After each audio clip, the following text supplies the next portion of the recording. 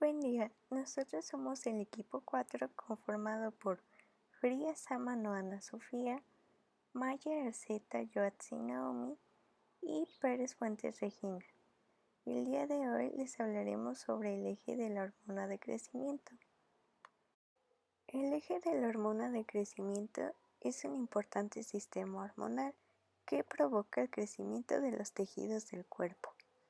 Asimismo, promueve el aumento del tamaño de las células y el aumento de la mitosis, con el desarrollo de un número mayor de células y la diferenciación específica de ciertos tipos, como las células de crecimiento óseo y las células musculares tempranas. Este eje se compone de la hormona liberadora de la hormona de crecimiento, que es producida en el hipotálamo, de la hormona de crecimiento producida en la hipófisis y del factor de crecimiento semejante a insulina producido en el hígado y otros tejidos.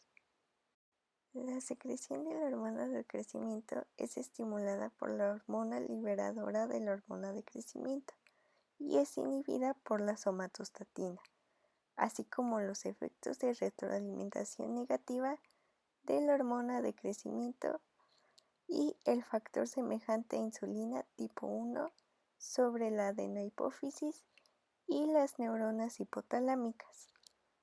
La hormona de crecimiento actúa sobre el mecanismo proteico, aumentando la captación de aminoácidos, el transporte de estos, la transcripción del RNA y la activación enzimática, produciendo un aumento en la síntesis proteica. De igual manera, actúa en el metabolismo lipídico, aumentando la lipólisis, la beta-oxidación, el uso de la acetilcoenzima A y la cetosis, aumentando la destrucción de triglicéridos y ácidos grasos libres. También actúa sobre el metabolismo glúcido, disminuyendo el uso de la glucosa y aumentando la gluconeogénesis y la secreción de insulina, llegando a provocar hiperglucemia o hiperinsulinismo. También actúa en hueso, aumentando la condrogénesis, el número de condrocitos, los osteoblastos y el depósito de calcio y fósforo, haciendo que los huesos aumenten de grosor y longitud. Y finalmente va a actuar sobre otros tejidos. Por ejemplo, va a aumentar el grosor de la piel, los cartílagos y va a aumentar el tamaño del corazón y otras vísceras. Comenzaremos hablando sobre las hormonas que componen a este eje. Primero hablaremos de la GHRH y de la somatostatina, que como ya hemos mencionado, la GHRH estimula este eje mientras que la somatostatina lo inhibe. Ambas hormonas son polipéptidos y hablando más sobre la GHRH, esta tiene una estructura de 44 aminoácidos. Su mecanismo de acción es AMP cíclico. Se encuentra en el cromosoma 20. Su vida media es de 2 a 4 minutos. Su secreción es por las células somatotropas. Su órgano blanco es por las células parvicelulares y se estimula por estímulos alfa-adrenérgicos y dopaminérgicos y el sueño no-more, y se inhibe por estímulos beta-adrenérgicos, inactividad y sueño-more. Por otro lado tenemos a la somatostatina, que su estructura química en el hipotálamo es de 14 aminoácidos. Su mecanismo es AMP cíclico. Se encuentra en el cromosoma 3. Su vida media es de 2 a 3 minutos. Su secreción es por las células delta del páncreas y su órgano blanco es el páncreas, pero también tenemos otra somatostatina gastrointestinal que se compone de 28 aminoácidos. La somatostatina hipotalámica, que es de la que hace referencia este eje, se estimula por la contracción de la vesícula biliar y va a inhibir la liberación de la insulina, el glucagón, la gastrina, la secretina, la motilina, la hormona de crecimiento y la hormona estimulante de la tiroides. La GHRH es secretada por neuronas del núcleo 4 y ventromedial del hipotálamo. Para su mecanismo de acción, se une a receptores específicos de la membrana celular de las células de la hormona de crecimiento en la hipófisis. Esto activa el sistema adenilato ciclasa, aumentando el nivel de AMP cíclico. Esto va a tener una reacción a corto plazo y a largo plazo. A corto plazo va a aumentar la transcripción en el núcleo por parte de los genes para estimular la síntesis de la nueva hormona de crecimiento. Y a largo plazo va a aumentar el transporte de iones de calcio al interior de la célula para que éste aumente y provoque la fusión de las vesículas secretoras de la hormona de crecimiento con la membrana celular y así la liberación de la hormona a la sangre. Hola, mi nombre es Ana Sofía Frías Sámano y el día de hoy les voy a hablar acerca del factor de crecimiento similar a insulina. Y bueno, para empezar, la hormona del crecimiento pues va a ejecutar gran parte de su efecto mediante los factores de crecimiento similares a insulina, los cuales antes de igual manera eran llamados somatomedinas. Y bueno, dentro de las más importantes vamos a encontrar a la IGF-1, factor de crecimiento similar a la insulina en el adulto, o también conocida como la somatomedina C. Y también vamos a tener a la IGF-2 o somatomedina A fetal. Estas van a ser hormonas, las cuales van a ser sintetizadas en el hígado, así que es importante mencionar esto. Ahora, como podemos ver en la tabla que les presento acá del lado izquierdo, pues estas hormonas van a tener características muy similares entre sí.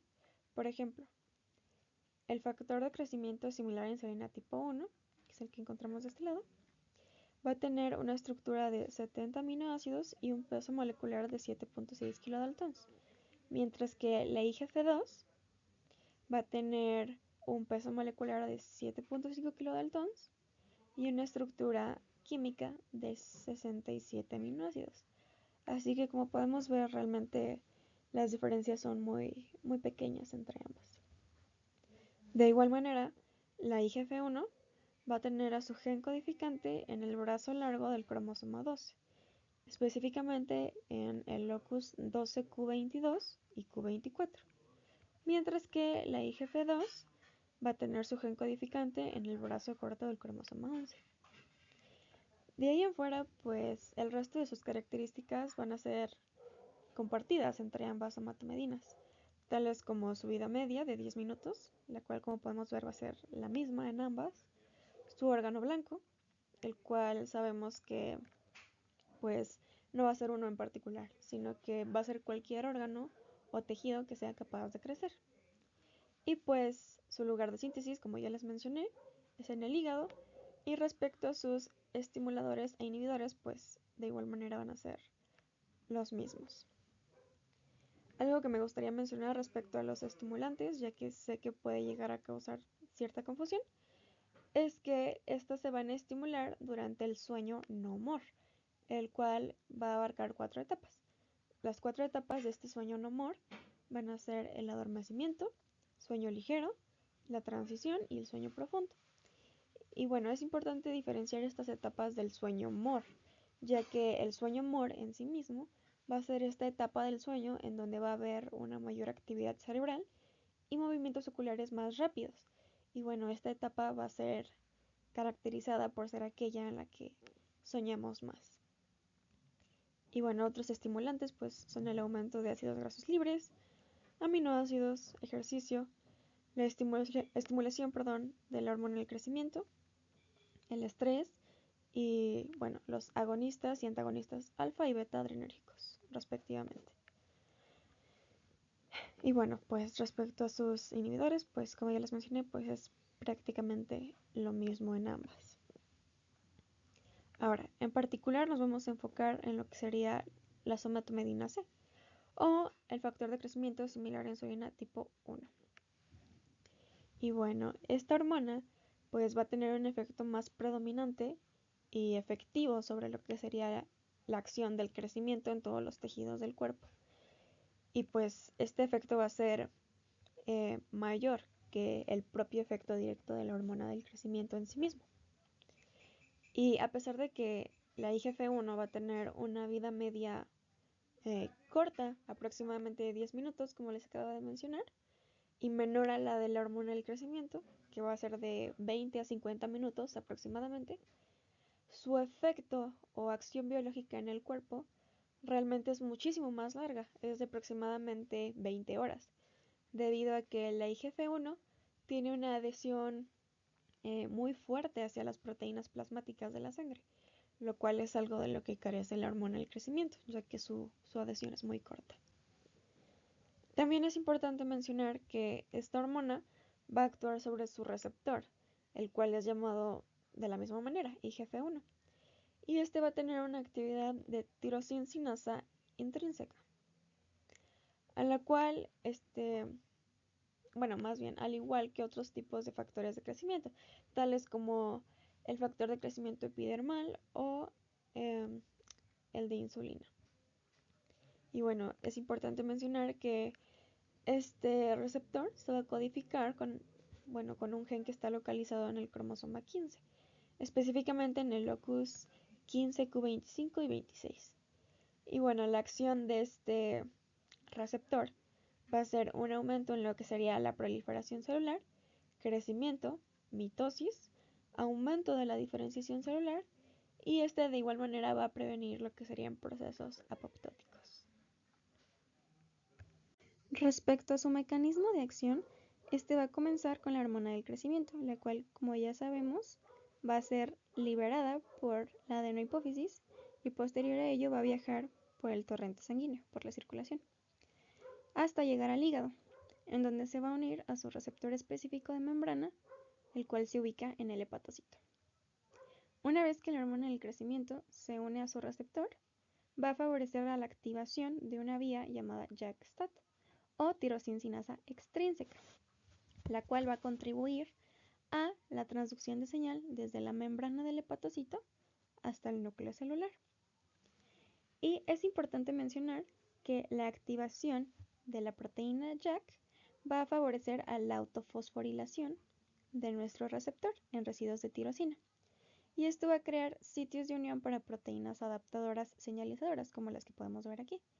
Es decir, la IRS, la STAT, GRB2, fosfatidil inositol 3-sinasa, MAP, entre otros.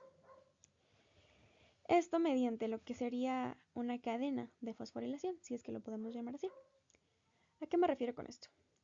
Bueno, significa que cada una de estas moléculas, para activarse, va a requerir de una fosforilación previa. Y con cada activación de cada una de ellas, se van a generar nuevos sitios de unión para más proteínas que van a sufrir exactamente el mismo proceso de fosforilación y activación. Y esto va a ser de manera consecutiva. Es por eso que se dice que es una cadena de fosforilación. Y como ya les había mencionado, todo este proceso va a favorecer a una mejor transducción desde la membrana hasta el núcleo. Entonces, una vez que ya se llevó a cabo todo este proceso y ya llegó la señal al núcleo, va a comenzar el proceso de transcripción de la información genética. Y esta transcripción se va a llevar a cabo en el propio núcleo, que es donde se encontraba el gen de la IGF-1.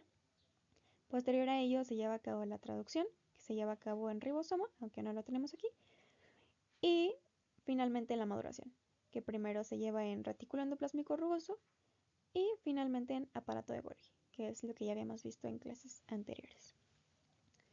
Una vez que tenemos a nuestra proteína madura, esta se va a liberar hacia el espacio extracelular y hacia el torrente sanguíneo, lo cual va a determinar el tipo de efecto que va a tener, ya que puede tener un efecto autócrino, un efecto parácrino y un efecto endocrino. En el caso de que sea un efecto autócrino, la hormona se libera al espacio extracelular y se va a reincorporar al hepatocito mediante su unión al receptor de IGF-1 en la membrana. Y esto va a favorecer a una mayor transducción. Por ende, va a haber una mayor activación de las proteínas que les había mencionado anteriormente, y esto se va a favorecer a que haya una mayor síntesis de la proteína en sí misma. Y pues también va a haber un mayor efecto de crecimiento y proliferación celular, en este caso en el hígado. En el caso de que sea un efecto paracrino, la hormona va a salir y se va a unir a su receptor específico en algún tejido u órgano que esté cercano pero que no sea el propio de origen. Y en el caso de que sea endocrino, la hormona esta vez va a provenir del torrente sanguíneo, como les había mencionado, y se va a unir a su receptor específico principalmente en tejidos lejanos. Ahora, si nos enfocamos como tal en lo que sería el mecanismo de la IGF-1, pues la hormona madura sale, se une a su receptor específico de membrana y va a activar una vía de señalización que de igual manera va a contribuir a que la señal desde la membrana llegue al núcleo. Y esta vía activada se va a llamar tirosina intrínseca, la cual va a ser muy similar a la que les había mencionado de tirosina extrínseca en la hormona del crecimiento, ya que esta, al unirse al receptor, va a favorecer a la autofosforilación del mismo y por ende creación de sitios de unión para proteínas señalizadoras, como las que vemos aquí. Y una vez que esta señal desde la membrana llega al núcleo, hay transcripción de la información genética que da como resultado a la síntesis de proteínas y por ende el efecto biológico del crecimiento, que es el que estábamos buscando. Y también es importante mencionar que la unión de la IGF-1 con su receptor en ciertos tejidos, por ejemplo en músculo, va a favorecer a la liberación de calcio del retículo endoplásmico. Bueno, la hormona de crecimiento, o también conocida como somatostatina, va a ser una hormona polipeptídica de 191 aminoácidos. Esta va a ser sintetizada como secretada por su órgano blanco, que son las células somatotropas, y esta la va a realizar en la parte anterior de la hipófisis.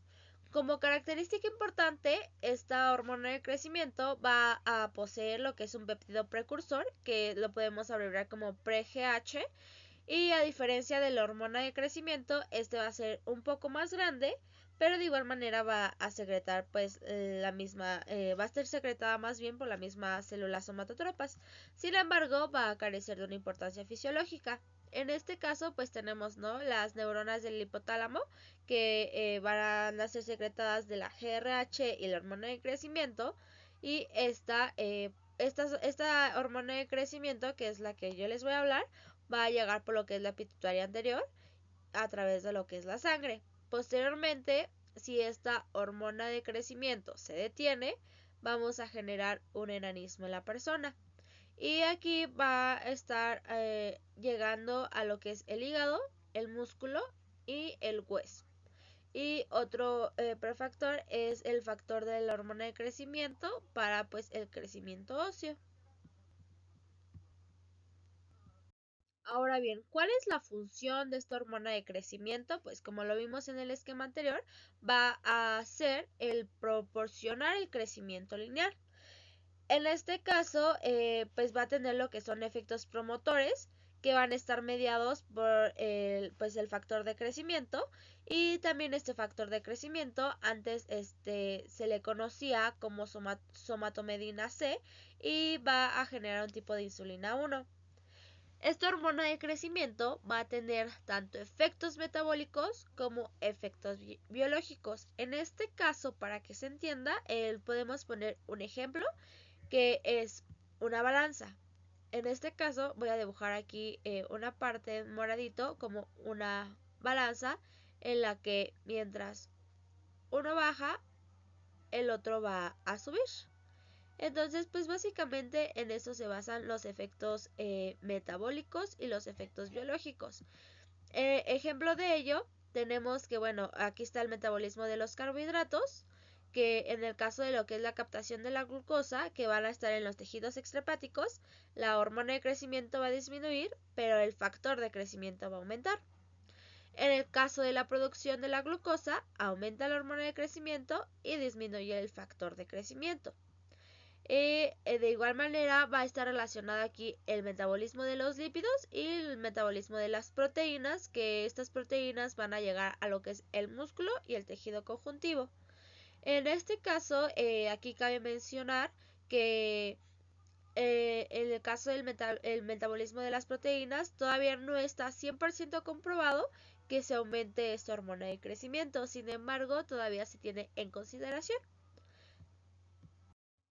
En el caso de los efectos biológicos, vamos a tener su blanco, su órgano blanco, que va a ser la sangre y el plasma en el primer parámetro, y el efecto que va a causar, o más bien aquí si va a entrar la hormona de crecimiento o el factor de crecimiento. Vamos a contar también con lo que es el cartílago y el hueso, lo que es el hígado, el vaso, el timo y la tiroides, así como la lengua y el corazón, los riñones, la piel y la actividad de 25-hidroxivitamina D y 1-alfa hidroxilasa renal. Bueno, hablemos un poco ahora de su medición. Esta hormona de crecimiento va a contar con una vida media plasmática de 10 a 20 minutos. Sin embargo, esta vida media va a variar. ¿Por qué va a variar? Porque, bueno, alrededor de lo que es la mitad de la hormona de crecimiento circulante va a existir en su unión lo que son unas proteínas transportadoras de esta hormona de crecimiento, las cuales son específicas. Y estas van a tener como función o como propósito el reducir las oscilaciones de lo que son las cifras de la hormona de crecimiento, y esto va a ser gracias a la secreción pulsátil que van a generar, y por ende como consecuencia de ello van a prolongar la vida media de la hormona de crecimiento, llegando de un máximo de 20 minutos a 50-60 minutos máximo. Aquí es importante mencionar que esta secreción va a ir disminuyendo conforme la edad de cada persona. Entonces, tenemos que en un adulto, siempre y cuando estas cifras van a ser definidas siempre y cuando la persona sea sana, ¿verdad?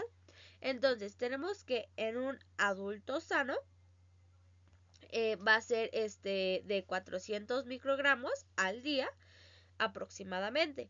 En el caso de los adolescentes jóvenes va a ser de 700 microgramos al día, y en este caso de igual manera va a variar en el ayuno. ¿Por qué? Bueno, porque en el ayuno esta secreción más bien va a depender de las comidas y de la dieta que implemente cada persona.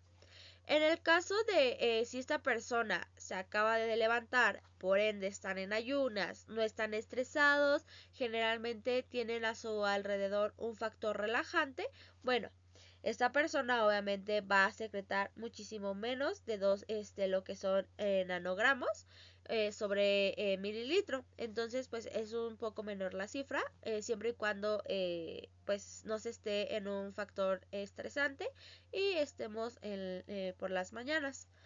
Estas cifras no van a depender ni en los sexos, ya sea hombre o mujer, pero sí en la edad. Entonces, bueno, como ya les había mencionado, esta hormona cuando está en circulación va a contener una proteína que es la GHBP, y esta proteína va a tener como característica que van a existir de alta afinidad, que estas de alta afinidad generalmente va a estar en lo que son la porción extracelular del receptor de la hormona de crecimiento, y como propósito van a estar formando una división proteolítica, y también van a tener una de baja afinidad que generalmente van a estar en lo que es en el pre-GH. También tenemos que para las GHBP de alta afinidad van a proporcionar lo que son índices de concentraciones del receptor de la hormona de crecimiento. Y para poder cuantificar lo que es el factor de la hormona de crecimiento, vamos a tener lo que son la ayuda de lo que son los ensayos de radioreceptor o también conocido como radioinmunoensayos. Y ¿cuál va a ser su propósito? O más bien, ¿qué nos va a generar? Bueno, va a generar lo que es un resultado de evaluación que nos va a dar como que más exacta una vida o actividad biológica de qué es lo que hace esta hormona de crecimiento.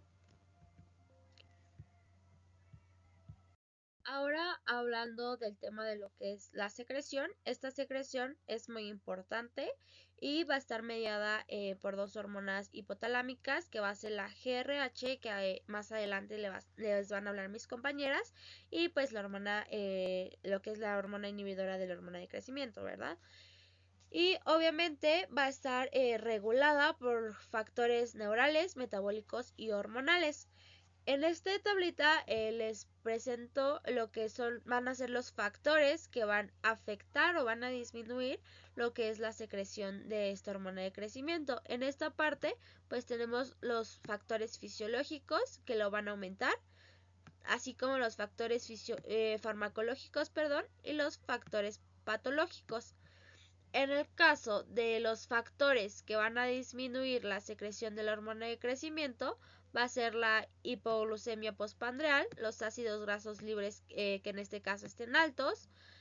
Van a participar diferentes hormonas, como un ejemplo de ello es obviamente pues la hormona de crecimiento, la somatostatina, los glucocorticoides, entre otras pues hormonas que van a ser partícipes. Y en el aspecto patológico va a entrar lo que es la obesidad, lo que es la acromegalia, el hipotiroidismo, así como el hipertiroidismo. Bueno, entonces, como les dije, esta secreción va a estar mediada por diferentes factores.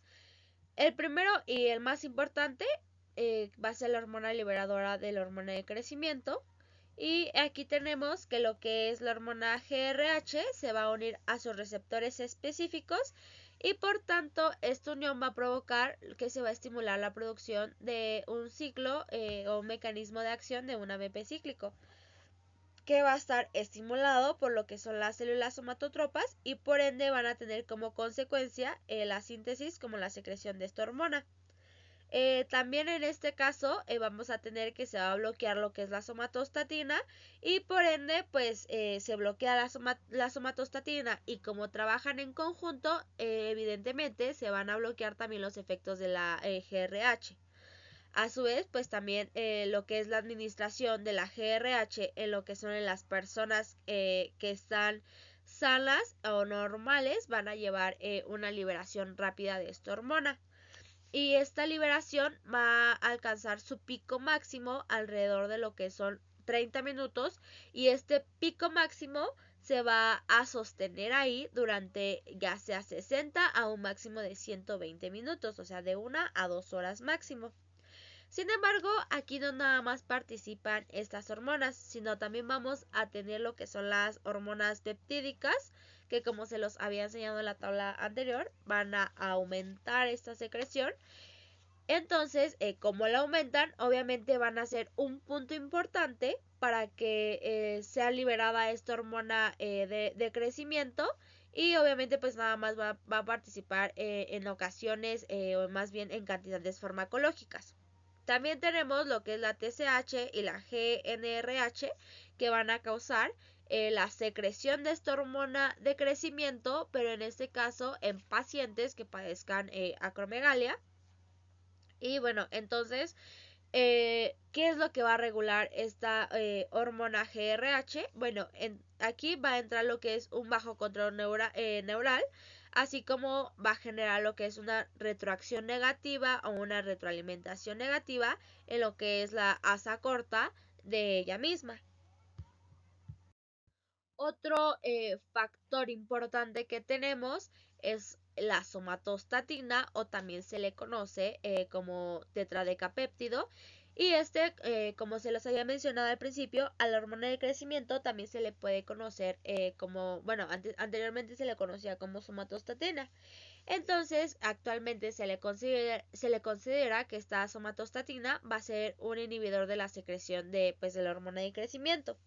¿Y qué es lo que va a provocar? Bueno, pues esta va a tener como consecuencia la disminución que el factor anterior de la GRH va a disminuir ahora lo que es la producción del AMP cíclico, y esta disminución va a provocar que se va a inhibir lo que es la secreción tanto basal como la estimuladora de la hormona de crecimiento.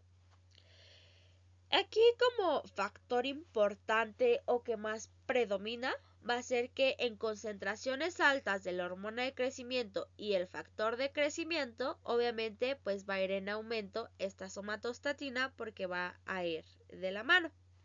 Y a su vez pues contamos con los análogos de la somatostatina que van a tener una acción prolongada. Esto es importante mencionar ya que esta es una teoría, por así mencionarlo, que se está utilizando terapéuticamente para controlar este exceso de producción de la hormona de crecimiento y lo están aplicando en enfermedades como tumores pancreáticos y carcinoides que van a causar diarrea.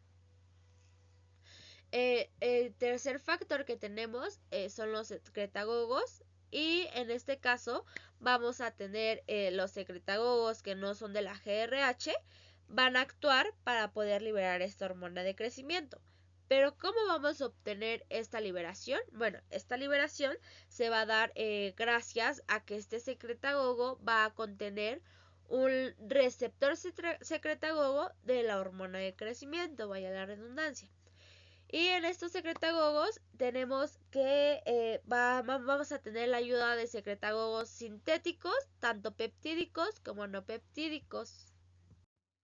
Y en el caso de lo que es el control neural, bueno, como ya les había mencionado, va a depender mucho de las comidas, de la alimentación que tenga la persona, su estado físico, su estado emocional, ya que bueno, en el control neural vamos a tener como resultado lo que es la liberación irregular y ocasionalmente que va a estar relacionada por el sueño y la edad.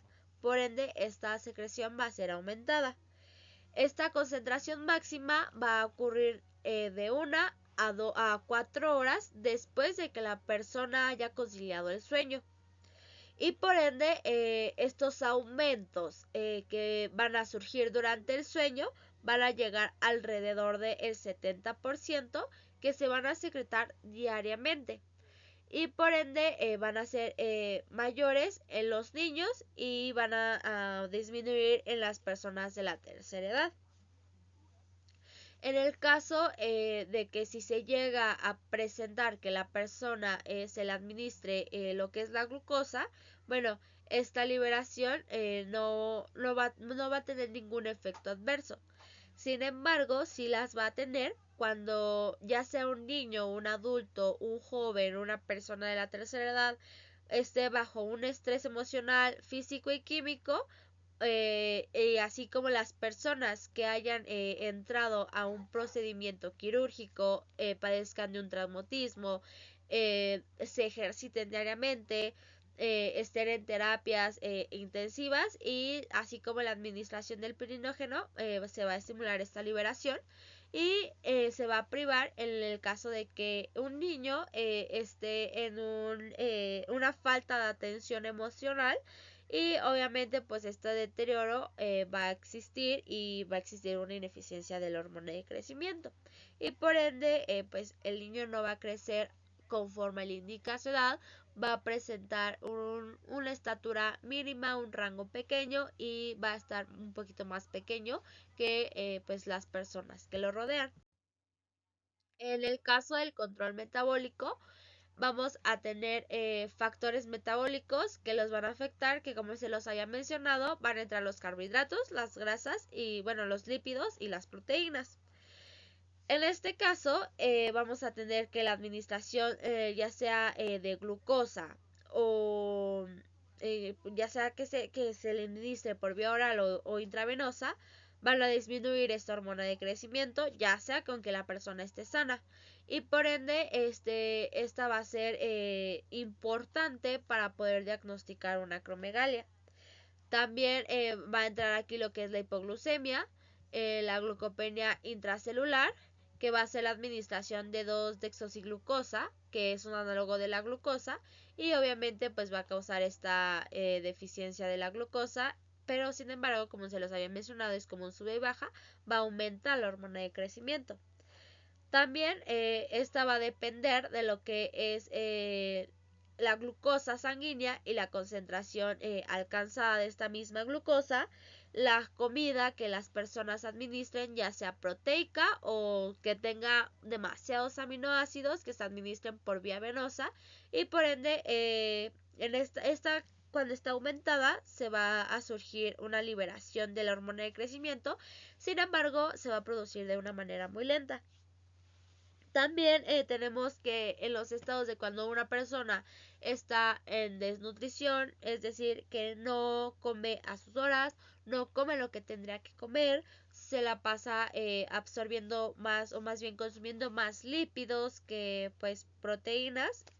En este caso pues vamos a tener que la hormona de crecimiento va a ir en aumento, pero el factor de crecimiento va a ir disminuyendo y por ende va a haber una reacción inhibitoria.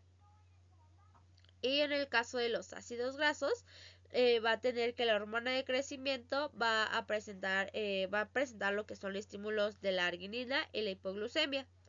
Y en el caso del ayuno, pues esta secreción de la hormona de crecimiento va a estar estimulada, y por ende como resultado vamos a tener que se va a movilizar esta grasa como un punto de movimiento para prevención de energía, y obviamente pues no la persona que está en ayuno o que se acaba de despertar o que no consume sus 3 comidas diarias pierda tanta proteína. En el caso, bueno, el penúltimo factor, que son los efectos de otras hormonas, están lo que son las respuestas a los estímulos de las aminorradas, que son el estado de exceso de cortisol, y esta va a hacer efecto durante el hipertiroidismo y el hipertiroidismo. También va a entrar lo que es el estrógeno y va a aumentar la secreción de la hormona de crecimiento. Y para finalizar tenemos lo que son los agentes de neurofarmacológicos M, que los vamos a dividir en los que lo estimulan y los inhiben. En el caso de los que los estimulan, vamos a tener los agonistas y antagonistas de las aminas biogénicas, que esta va a tener como consecuencia lo que es la liberación del GRH. A su vez, también van a estar los agentes dopaminérgicos, los alfa-adrenérgicos y los serotoninérgicos, y estos van a liberar en esta ocasión lo que es la hormona de crecimiento, que es de la más importante.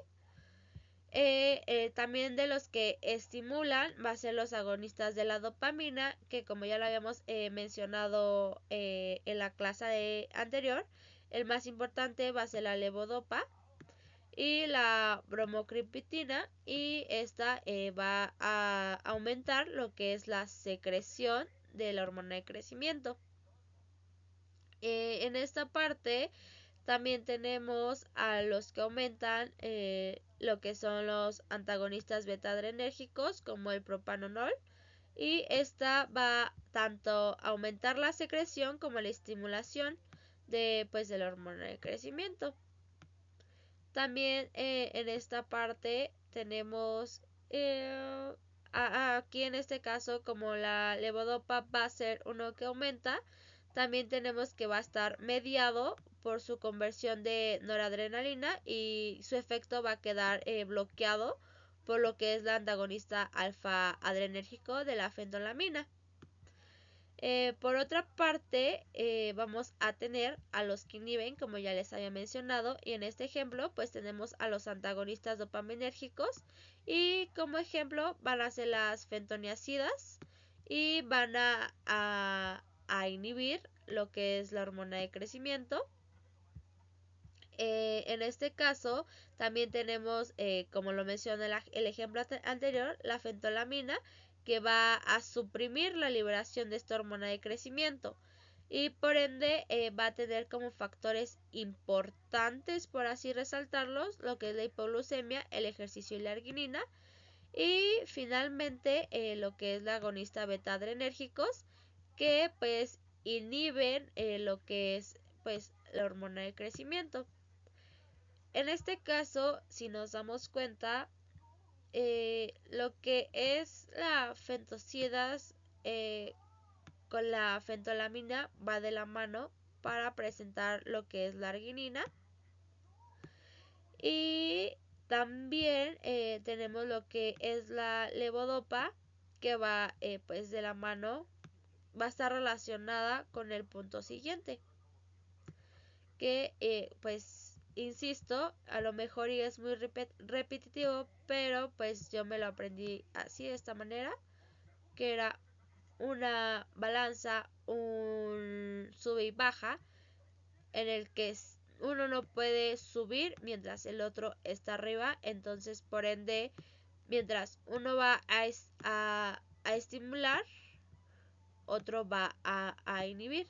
Entonces, pues básicamente, para no revolverlos ni no hacernos tantas bolas, este es clave: uno estimula, otro inhibe, y posteriormente se repite lo que es esta balanza, y van a ir como en un jueguito. Es de uno y uno sube, uno baja, uno sube y uno baja, y por ende van a estimular el aumento y la disminución de de estas mismas.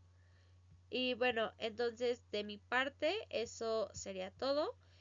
A continuación les van a hablar sobre lo que es la GRH y pues un resumen del mecanismo de acción, de cuáles son sus receptores y cómo funciona esta hormona de crecimiento.